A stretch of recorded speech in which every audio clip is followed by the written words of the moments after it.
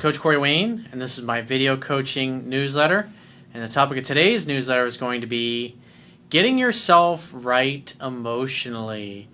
Well, what we're going to talk about in today's video newsletter is how to overcome setbacks, failures, challenges, when basically this shit hits the fan in your life and things don't go the way that you expected, what to focus on and how to turn things around so you can move forward and you can get unstuck from where you are. And what inspired me to do this particular topic in a video newsletter was a game that the New England Patriots, is an NFL, for those of you who don't know, maybe you're in a different part of the world, but they're a NFL football team, and their quarterback, Tom Brady, who a lot of people know, he's married to Gisele Bündchen, I think is how you pronounce her name. She's like the world's most successful supermodel. She's a billionaire. And I remember after a game where they just got their asses handed to them earlier in the season. Now keep in mind, Tom Brady has led his team to the championship. They've been to 5 of them, and they've won 3 of them. And his coach is a future NFL Hall of Famer coach as well. And even when he was a little boy, this is the coach of the team, his father was the coach at West Point Naval Academy. And so he grew up around football. And even when he was a young kid, he used to play catch with Roger Staubach, who was one of the best NFL quarterbacks to ever play the game. Played in the 1960s, early 70s. He's in the NFL Hall of Fame. I mean, you can look his name up. Anybody that pays attention to football has heard of Roger Staubach. And so as a little boy, he's catching passes at practice when Roger was still at the Naval Academy going to school. And so he really, this is Coach Bill Belichick, who's now the head coach of New England Patriots. He loves football. That is his passion and his mission in life. And one of the things I remember at the end of the press conference, this game that they had just lost, they got their asses handed them. It's like people kind of have this attitude of, this guy's got all this history. He won a couple Super Bowl rings when he was a defensive coordinator under Coach Bill Parcells for the New England Giants back in the 1980s, or I think in 1991 or 92, I think, when they also went to the Super Bowl. And so he's used to being a winner, and he's used to being around people that are winners. And he really, in the game today, he's like the best coach in the NFL. And they can have one bad game, and you got all these weak fucking people in the media have the attitude like, oh, the game's passed you by. What are you going to do? Is your quarterback Tom Brady? Is he too old? It's over. The dynasty's over. It's like, you might as well just, get your retirement and check on out. And it's just amazing, these questions. And so it just gets to the point where the people in the media are asking him questions, and he's just like, we're on to Cincinnati. I think the Cincinnati Bengals was the team they were playing the next week. And we're on to Cincinnati. What about this? What do you, when you look at Tom Brady's game, it just seems like we're on to Cincinnati. He's just totally focused in the present moment. What he, as a coach, needs to do to turn the team around, and so next week they can go and have a victory. And they went out and they just absolutely crushed the Bengals when they went and played them the next week. It was like the exact opposite of what happened. And so I got a quote that I wrote, and I've got about 13 different bullet points that I'm going to go through and talk about, because this is something we all have to deal with as human beings. Sometimes a death in the family happens, or something happens at work, the shit hits the fan, a deal starts to go sideways at the last minute, and you're like, oh my God, I got to save this, I got to turn this around. Or you have a problem with your significant other or a friendship, or your car breaks down and you're in a rush to get somewhere. It's like, what do? The key is you got to be able to put yourself in a peaceful, relaxed, and resourceful state so you can make good decisions. Because when you're in a fearful state, when you're worried about what may or may not happen in the future, the decisions that you're going to make and the actions that you're going to take when you're in that state are going to be more aligned with being in a fearful and stressful state. So those decisions that you make when you're in a stressful state tend to bring about more stress and more disharmony and more chaos to your life. So I have a quote that I wrote on this topic, and then we're going to go through these different bullet points that I've come up with. And what was interesting was the quote that Tom Brady had said, and I know I got it written down here somewhere. But what Tom Brady said when they got beat by the Chiefs, and it was like 41-14. I mean, they just got fucking crushed. And this is what he said. This is right after the game's over. This guy's got 3 Super Bowl rings. He's played in 5 Super Bowls himself. And this is the mindset of a winner. This is like arguably the best quarterback that's playing in the NFL right now. This is a guy that's married to the richest, most successful, and one of the most beautiful supermodels in the world. And this is his mentality. And this is why he's so great. And this is why eventually, once he retires, he's going to be a first ballot Hall of Fame quarterback. And this is what he says. We're better than we played. We wanted to get back on the field on to next week. He's already kind of like, fuck it. What can you do? We're going to go review tape. I'm thinking about what I need to do next week. And he talked about it's about getting yourself right emotionally. That was the thing that really struck me. Because he's not going, oh my God, oh, we lost, we got crushed, it's over, my career's over, oh no. He's thinking, I got to get myself right emotionally. In other words, I got to get myself into a positive mentality, a positive state, so I can do what I need to do right now in order we can kick ass next week. And they went out and they just absolutely crushed the Bengals the very next week. So I got this quote I'm going to read to you, and it says, your ability to make good choices that will quickly move you towards what you want in life is directly proportional to your ability to keep yourself in a peaceful and relaxed state and get yourself right emotionally after something traumatic or disconcerting has happened or occurred in your life. Everyone has ups and downs in their lives. People who are successful consistently are able to not let things that bring them down keep them down. It's like Sly Stallone said in one of his Rocky movies. It's not how hard you get hit. It's how quickly can you get up after you've been hit. In other words, you don't let life keep you down after it's fucking beat you down. And life will beat you down. You will be humbled. Everybody has things that happen in their lives that humble the shit out of them.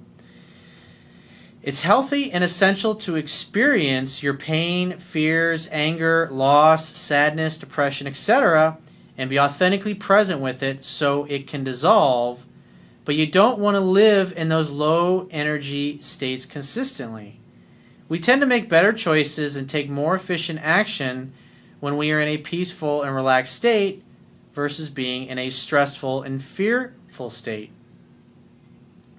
You must feel your pain and negative emotions authentically in order for them to dissolve so you can move past them, but you'll be more successful, happy, and efficient long term if you can consistently keep yourself in a positive and empowering state. What you resist will persist, but what you look at and experience authentically will disappear and dissolve. You got to feel it to heal it, as my network chiropractic doctor once said. That's so powerful. You got to experience the negative emotions, feel them, suffer, but it's got to be temporary, and you got to get focused on what you need to do going forward, especially if some calamities just happen right now. You're thinking, oh fuck, what do I do? You don't have time. There's times that shit's going to hit the fan, and you don't have time to grieve or feel sad or upset.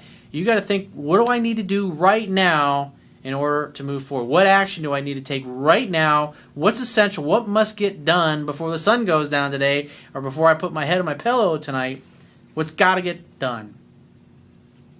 The longer you resist your negative emotions, the longer it will take to get yourself right emotionally and return to a peaceful and relaxed state.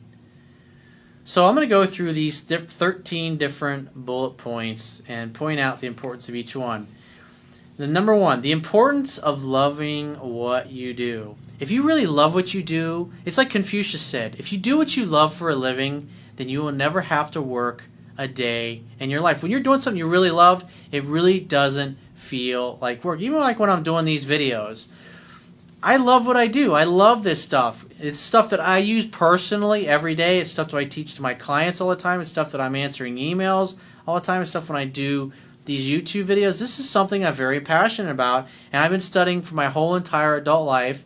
It's not only helped me in my own businesses that I've started, but when I've worked for other people, and also I teach this stuff to my clients and they get the results. This stuff is fascinating to me because I remember there was a time when I was young, like when I was in high school, 17, 18, 19 years old, and I was really struggling. I wanted to be successful. I wanted to make something out of myself and create a great life for myself. But there were things that were getting in the way, and way back then I didn't even understand how my own thoughts and my belief systems were getting in the way of me doing and becoming what I needed to become in order to create the life and lifestyle that I always wanted. You gotta love what you're doing, because if you really love what you're doing, even when you don't feel like working, you'll find a way. It's like right now, I smell my girlfriend, she's cooking some really great fucking kick-ass dinner because she's an amazing cook. Ah, it smells so good. It's like, but I want to go sit out there and watch some TV and chill out, but I got work to do. So I'd rather be chilling out, but I love what I do, so it's easy to motivate myself to sit down and have a smile on my fucking face and to look into this camera and talk to you and everybody else that's going to watch these videos over the years and years to come. Because if you hate what you're doing, think about it. If I really didn't like what I was doing, it'd be all over my face. It'd be really hard. It would take a tremendous amount of willpower to take action and do what I know that I need to do right now.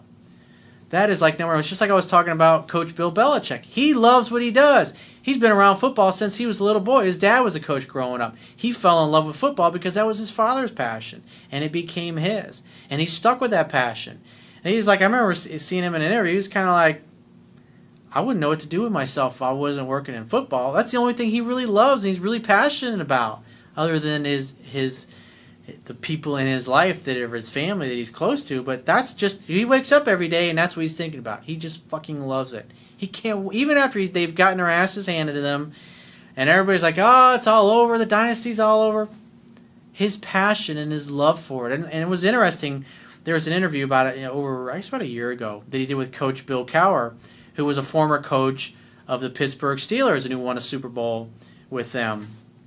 And he sat down in an interview. He says, Coach, what would you say sets you apart? What has made you so successful? And it's like, he didn't even bat an eyelash. It's first thing out of his mouth. Well, I really believe that you got to love what you do. It's that simple. He loves what he does, and that's why he's been so successful at it. Because you'll study harder, you'll work harder, you'll spend more time, you'll work harder than the other people that are competing against that maybe don't have as much of a passion for it as you do. Number two, the importance of having an unshakable confidence in yourself. And this was something that I picked up from Donald Trump's book 23 years ago, called The Art of the Deal, and later The Art of the Comeback.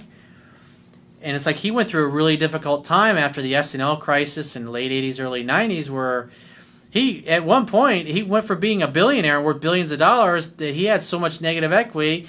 He was riding his limo one time. He's pointing to a homeless guy. He says, you see that guy there on the street? He's worth more than I am right now. And yet he's riding around in a limo.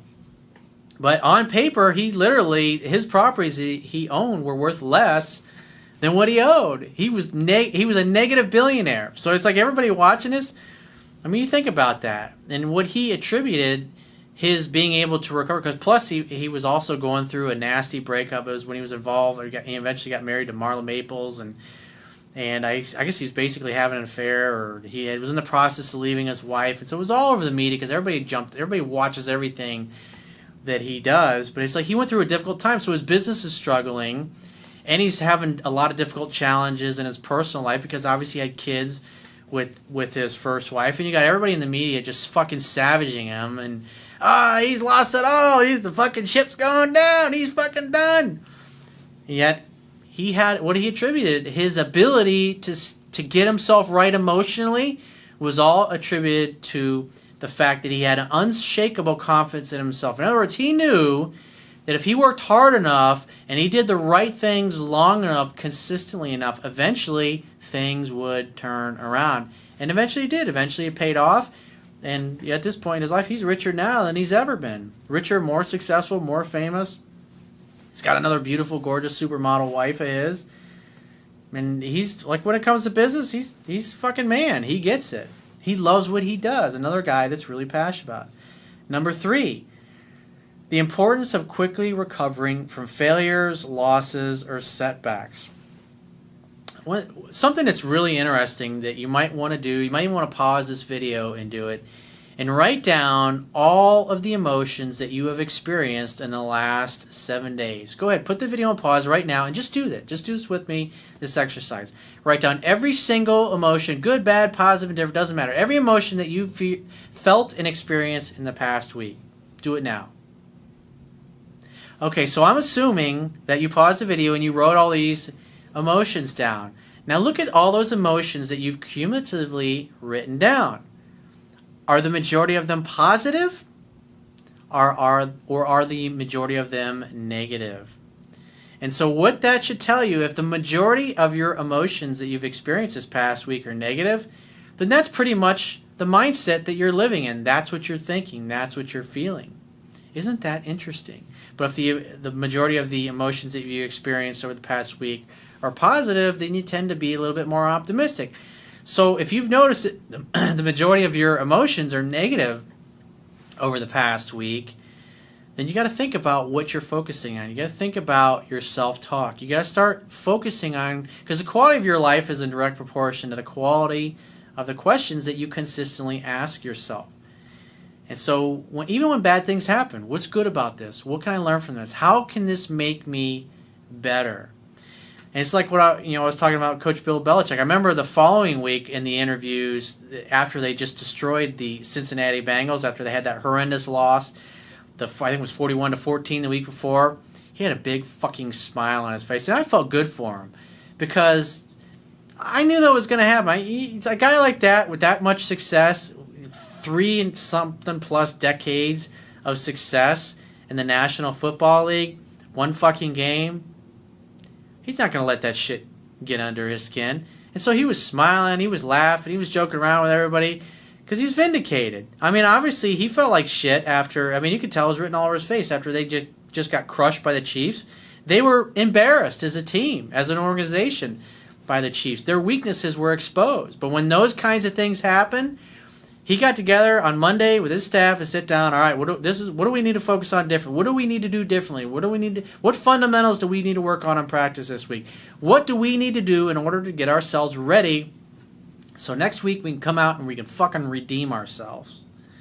And he went out and fucking did it. He's been doing it for decades because he's fucking awesome. So whenever something bad happens, what's good about this? What can I learn from this? How can I use this? How can I use this as fuel to get me to take action right now that I might not normally take, so I don't have this same kind of shit happen next week or tomorrow or 5 minutes from now or a month from now or whatever it happens to be? It's like Viktor Frankl, he wrote a book called Man's Search for Meaning, and he survived the Holocaust. And what he attributed his ability to survive the Holocaust, and all these people around him were dying and starving to death, people that were working in the death camps, was his ability to find beauty in the simplest things. Like, there was a point where the Nazis were just giving them basically fish soup, which was nothing more than hot water with a fish head floating around in the soup, because they were keeping all the meat and stuff for themselves, especially towards the end of the war when supplies were kind of tight. And so what he focused on was finding beauty in just looking and being grateful that he had a bowl of soup with a fish head in it that was floating around. He found beauty in simple things like that. And he said the people that didn't make it, the people that were working in the camps that died, he said they died when they lost hope. They died when they gave up. They died when the grief from their families being basically murdered and gassed and put into the incinerators and basically cremated, when the stress of that, when the reality of that was they allowed it to become too overwhelming, they lost hope and they gave up. And as soon as they gave up, they were usually dead within hours or days. And he was like, I have to survive, because I want to survive so I can tell the whole world what happened here so it never happens again. Great book. You should check it out, called Man's Search for Meaning by Viktor Frankl. Number 4, the importance of getting yourself right emotionally. Again, if you can put yourself in a good, positive, empowering state, maybe you should try something like meditation, where it's like you just close your eyes,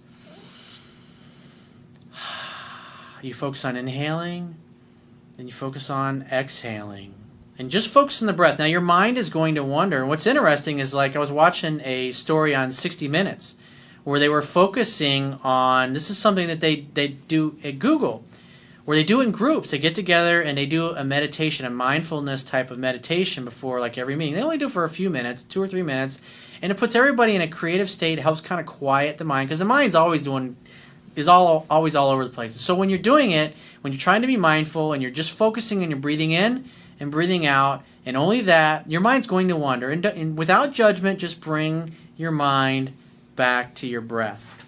Really important. Just try to really help you out. Number 5, the key trait that all winners have in common. It's like one of the things I said about Donald Trump earlier. He had an unshakable confidence in himself. He believed that if he focused on only what was most important and what needed to be done, eventually it was just a matter of time and repetition before he turned things around. And what winners all have in common is when the shit hits the fan, they turn things around by focusing on what must be done. Looking at the positive, what they can learn from difficult and challenging situations. Winners don't sit and dwell. Losers, when something bad happens, if a breakup happens, I'm sure everybody watching this has somebody that they know or knew in the past that a breakup happened, and 2 years later, they were still crying about the breakup that happened instead of moving on with their lives. Number 6, the importance of having infinite patience. This is so critically important to being successful and keeping yourself in a positive state. Just realizing that as long as you're taking action, it's like what Dale Carnegie said, inaction breeds fear and doubt. Taking action breeds confidence and courage. So if you focus on those things that are most important, eventually you're going to get there. If you just focus on what must be done, then stressing about something, because if you're not taking any action, then you're focusing on what's not happening, what's not showing up. Oh, I don't have that person that I really would like to be with in my life. I haven't lost the first 100 pounds if I need to lose 200 pounds. Or if I want to lose 50 pounds, I still haven't lost 10 pounds yet. And then you don't go to the gym. You don't take any action. Again, if you're taking action, you get too busy taking action to worry about the fact that the things you want haven't shown up in life. Everything's a matter of time and repetition. That brings me to number 7. The importance of persistence. Patience, persistence, and perseverance will pay off in the long run. Number 8, the importance of never giving up. In other words, you know what you want, and you look at it as just a matter of time and repetition until you get to where you want to be. It's just like the business I have now. At one point in my life, this is 2014. So I first decided I was going to do this at the end of, so it was literally 8-9 years ago. I had this idea for building this business. And it took 4 or 5 years before my business really started to take off. So I had 4 or 5 lean years of really not making much money. Or when I was making money, I was taking it and I was dumping right back in the business. And it's because I knew that eventually, through trial and error, and that brings me to the next point, which is number 8, or 9, the importance of changing and adapting your approach. I was constantly trying different things. When one thing didn't work out, I was like, all right, what can I learn from this? How can I adapt my approach going forward and do something maybe a little bit differently than what I'm doing now? And that's what I focused on, constantly learning. You got to learn from your approaches. Because the definition of insanity is doing the same thing all over again, over and over and over and over again, expecting a different result. If you keep doing what you've always done, you'll continue to get what you've always got. Those are really important. Number 10, the importance of discipline and fundamentals. That's why I'm always harping about fundamentals, especially dating, pickup, relationship fundamentals. Fundamentals about taking action. Fundamentals about getting yourself in a good state of mind so you can take action and do the things that you need to do. I talk about the same things over and over again, but all kinds of different ways. I talk about the importance of doing something you love. I talk about the importance of dating somebody that you're really into. I talk about the importance of treating them properly. I talk about the importance of taking care of your body. I talk about the importance of having something that you're passionate and you love about, that you're doing in life. I also talk about the importance of your peer group and the people that you spend your time with. Because you need to have people that are better than you, that are more successful than you, that can inspire you to be better yourself. It's like a big circle. All these things are important. Eating a healthy alkaline diet. All these things matter. Everything you do matters. Every step you take, every move you make matters. Number 11, the importance of repetition. Repetition is the mother of skill. Everything is a result of time and repetition.